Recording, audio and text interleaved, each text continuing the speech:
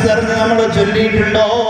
ഒരു സ്വലാത്ത് മനസ്സിൽ തട്ടിക്കൊണ്ട് ചൊല്ലിയാൽ മഹാനായ ഹസനുൽ ബസ്രി റളിയല്ലാഹു തആല അൻഹു പറയുകയാ, ഒരു ദിവസം മഹാനവരുടെ അരികിലേക്ക് ഒരു പെണ്ണതാ ഒരു ഉമ്മ കടന്നു വരികയാണ്. വന്നുകൊണ്ട് പറയുന്നു, തങ്ങളെ, എന്റെ പൊന്നമോള്, എന്റെ മകള് മരണപ്പെട്ടു പോയി തങ്ങളെ.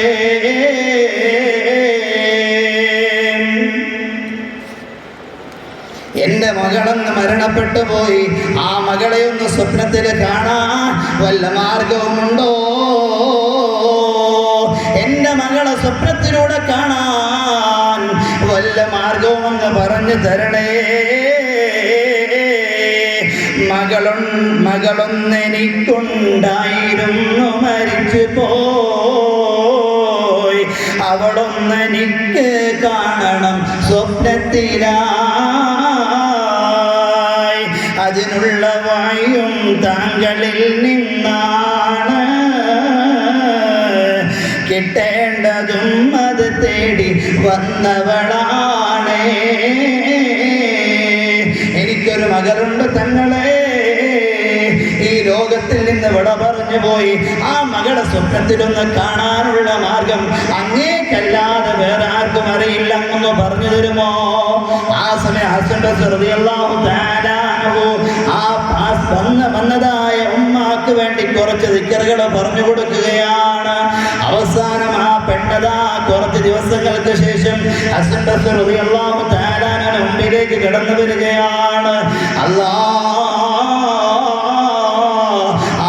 പൊട്ടിത്തകർന്ന ഹൃദയത്തോടുകൂടെ മഹാനായ ഹസനുൽ ബസ്രി റളിയല്ലാഹു തആല അൻഹുവിന്റെ മുമ്പിലേക്ക് കടന്നു വരുമ്പോൾ ആ സമയത്തിൽ അതാ ചോദിക്കുന്നു, എന്ത് പറ്റി ഉമ്മ? ഹസൻ ബസ്രി റളിയല്ലാഹു തആല അൻഹുവിനോട് ആ ഉമ്മ പറയുന്നു, തങ്ങളെ, ഞാൻ എൻ്റെ മകളെ സ്വപ്നത്തിൽ കണ്ടു തങ്ങളെ. ചങ്ങലയിൽ ബന്ധിക്കപ്പെട്ടതായിട്ടാണ്, ചങ്ങലയിൽ തീയിന്റെ കനൽ കട്ടകളുള്ള ചങ്ങലയായി ബന്ധിക്കപ്പെട്ടതായി നരകത്തിലായി ഞാൻ കണ്ടു തങ്ങളെ. പൊട്ടിത്തകർന്ന ഹൃദയത്തോടുകൂടെ ആ ഉമ്മയങ്ങ് വന്നുകൊണ്ട് ഹസൻ ബസ്രി റളിയല്ലാഹു തആല അൻഹുവിനോട് പറയുമ്പോൾ ആ ഹസൻ ബസ്രി റളിയല്ലാഹു തആല അൻഹു പോലും അതാ കരഞ്ഞുപോയി എന്നാണ് ചരിത്രം പറയുന്നത്. ഹസൻ ബസ്രി റളിയല്ലാഹു തആല അൻഹു മനസ്സുകൊണ്ട് ചിന്തിക്കുകയാണ്, ഉമ്മാക്കത് പറഞ്ഞു കൊടുക്കണ്ടായിരുന്നു. ഇത് പറഞ്ഞു കൊടുത്തതുകൊണ്ട് ഉമ്മ അത് കാണാനിടയായി. അതിനാലെ നമ്മളും എല്ലാവരും പൊട്ടിക്കരഞ്ഞു. അവസാനം ഹസൻ ബസ്രി റളിയല്ലാഹു തആല അൻഹുവിന്റെ അരികിൽ നിന്ന് ആ ഉമ്മ അങ്ങ് പോവുകയാണ്. 2 ദിവസം കഴിഞ്ഞപ്പോൾ ഹസൻ ബസ്രി റളിയല്ലാഹു തആല അൻഹു വീണ്ടും അതാ ഈ പൊന്നമോളെ സ്വർഗത്തിലായി സ്വപ്നം കാണുകയാ. സ്വർണത്തിന്റെ കിരീടം ധരിച്ചുകൊണ്ട് സ്വർഗീയമായ ഉന്നതമായ സോപാനത്തിലിരിക്കുന്നതായി വിരാജിക്കുന്നതായി കാണുമ്പോൾ മഹാനായ ഹസൻ ബസ്രി റളിയല്ലാഹു തആല അൻഹു ചോദിക്കുന്നു, പെങ്ങളെ, മോളെ, എങ്ങനെയാ ഈ ഉന്നതമായ സ്വർഗത്തിന്റെ ഉന്നതമായ കൊട്ടാരത്തിൽ നീ എത്തപ്പെട്ടത് എങ്ങനെയാണെന്ന് ചോദിക്കുമ്പോൾ ആ സമയത്തിനതാ ആ പെങ്ങള് പറഞ്ഞു കൊടുക്കുന്നു, തങ്ങളെ,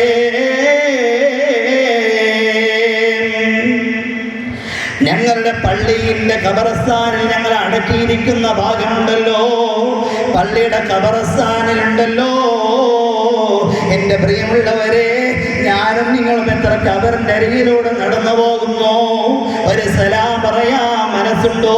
നമ്മൾ ചിരിച്ചുകൊണ്ടല്ലേ കടന്നു പോകുന്നത്. എന്നാ ഈ പൊന്നുമോള് പറയുന്നു, തങ്ങളെ,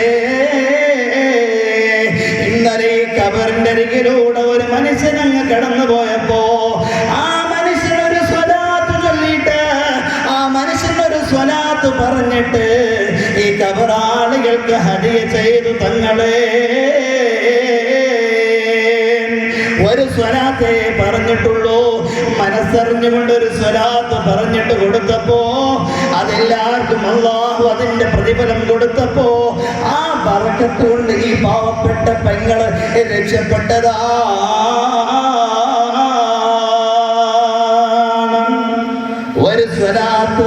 ഒരു സ്വലാത്ത് മനസ്സറിഞ്ഞുകൊണ്ട് ചൊല്ലിയിട്ട് ഖബറിൽ കിടക്കുന്ന ഖബറാളികൾക്ക് എല്ലാവർക്കും ആ നടന്നുപോയ മനുഷ്യന് ഹദിയ ചെയ്തപ്പോൾ ആ മകള് പറയുന്നു, ആ ഒരൊറ്റ സ്വലാത്ത് കാരണം ഞങ്ങൾ ഖബറാളികൾ കുറെ പേര് അദാബ് സഹിച്ചുകൊണ്ട് ഞങ്ങൾ ഇങ്ങനെ കിടക്കുന്ന സമയത്തിലാണ് ഈ ഒരു സ്വലാത്ത് നിങ്ങൾക്ക് കിട്ടിയത്.